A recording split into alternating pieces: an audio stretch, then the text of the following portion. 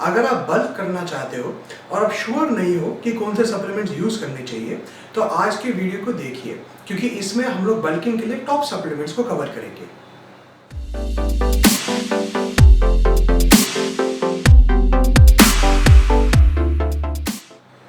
Bulking के time हम supplementation के साथ मसल्स को 3 प्रकार का सपोर्ट देना चाहते हैं। सबसे पहले है मसल रिकवरी सपोर्ट।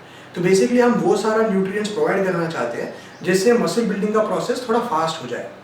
दूसरा चीज़ है हम एनाबॉलिक एड्स प्रोवाइड करना चाहते हैं। बेसिकली हम टेस्टोस्टेरोन लेवल्स को बढ़ाना चाहते हैं ताकि ऑब्वियसली टेस्टोस्टेरोन से ही मसल ग्रो होती है, तो टेस्टोस्टेरोन लेवल बढ़ने से मसल ग्रोथ का रेट भी बढ़ जाएगा। और तीसरा चीज़ हम लोग टेस्टोस्टेरोन सेंसिटिविटी को बढ़ाना चाहते हैं। बेसिकली बॉडी जितना ज़्यादा सेंसिटिव है टेस्टोस्टेरोन से, उतना ज़्यादा टेस्टोस्टेरोन अपना काम कर पाएगा।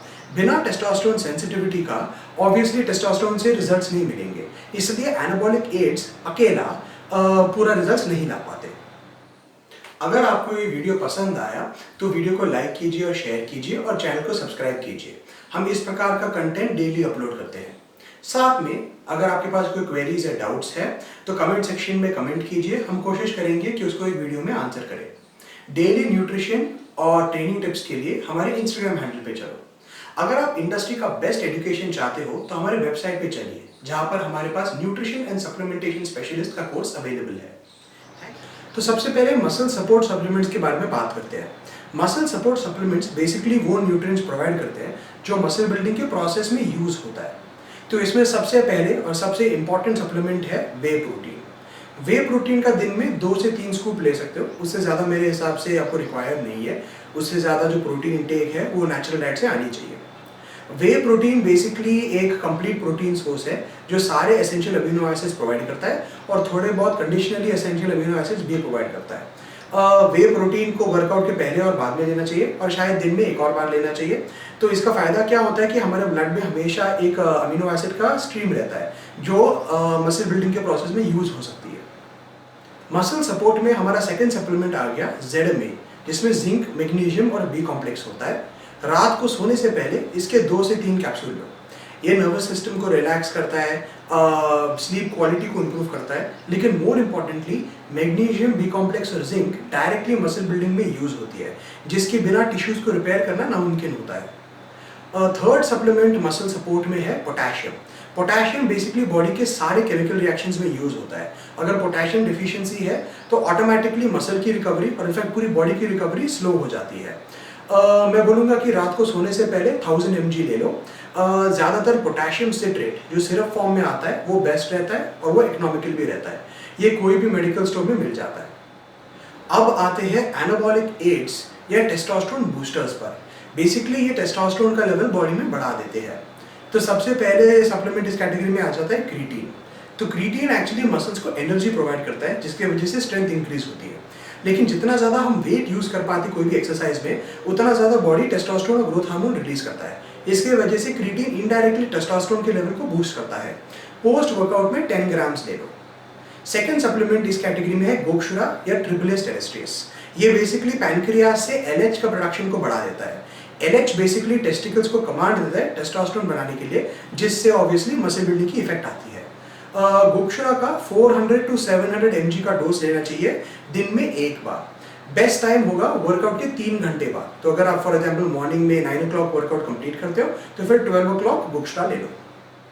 लास्ट में आते हैं टेस्टोस्टेरोन सेंसिटिविटी सप्लीमेंट पे फिश ऑयल। फिश ऑयल का 2 से 3 ग्राम हर मील के बाद लो। तो टोटली डे का टोटल 6 to 9 ग्राम्स होना चाहिए। फिश ऑयल में बहुत सारे कंपाउंड्स होते हैं जो बेनिफिशियल होते हैं, लेकिन मसल बिल्डिंग पर्सपेक्टिव से हमारा एक्चुअली इंटरेस्ट है आर्चाडायोनिक एसिड में, जिसको AA भी बोलते हैं। तो AA बेसिकली एक जो हमारी मसल्स में बर्निंग सेंसेशन आती है जब हम लोग वर्कआउट कंप्लीट करते हैं, वो बर्निंग सेंसेशन एक्चुअली AA से आती है। तो अगर AA की डेफिशिएंसी है तो फिर वो प्रॉपर लैक्टिक एसिड की रिलीज नहीं होती बॉडी में, जिसके वजह से MTOR एक्टिवेट नहीं होता। MTOR एक्टिवेट होने से ही टेस्टोस्टेरोन एक्चुअली मसल्स में ग्रोथ प्रोड्यूस कर पाती है। तो बिना AA का बॉडी मसल्स में प्रॉपर लोकल ग्रोथ हो नहीं पाता है। स्पेशली अगर आप बहुत पंपिंग करते हो मसल्स का, तो पंपिंग से रिजल्ट्स चाहने के लिए आपको AA का लेवल्स को मेंटेन करना पड़ेगा बॉडी में, और इसको मेंटेन करने का बेस्ट तरीका है फिश ऑयल सप्लीमेंटेशन। अगर आप सप्लीमेंटेशन का बेसिक लॉजिक और स्ट्रक्चर के बारे में और जानना चाहते हो तो हमारा एडवांस न्यूट्रिशन कोर्स को एक बार देख लो। उसमें बेसिकली हमने सप्लीमेंट्स को अलग अलग रिक्वायरमेंट्स के हिसाब से कैटेगराइज किया है और ये भी दिखाया है कि नेचुरल डाइट में कंबाइन कैसे करना चाहिए इन सप्लीमेंट्स को। एक बार आज के सप्लीमेंट्स को रिकैप करते हैं। वे प्रोटीन लो 2 से 3 स्कूप दिन में। साथ में मसल को सपोर्ट देने के लिए रात से सोने के पहले जिंक, मैग्नीशियम और बी कॉम्प्लेक्स जो ZMA होता है उसके 2 से 3 कैप्सूल लो। साथ में पोटेशियम सिट्रेट 1000 mg लो। एनाबॉलिक एड्स के लिए क्रीटीन 10 ग्राम्स लो पोस्ट वर्कआउट में और गोक्षुरा या ट्रिपलिस टेरेस्ट्रियस 450 to 700 mg low workout complete करने के 3 घंटे बाद। टेस्टोस्टेरोन सेंसिटिविटी के लिए फिश ऑयल कंज्यूम करो 2 से 3 ग्राम आफ्टर एवरी मील, तो टोटल डे का 6 to 9 ग्राम्स हो जाएगा। अगर आपको ये वीडियो पसंद आया तो वीडियो को लाइक कीजिए और शेयर कीजिए और चैनल को सब्सक्राइब कीजिए। हम इस प्रकार का कंटेंट डेली अपलोड करते हैं।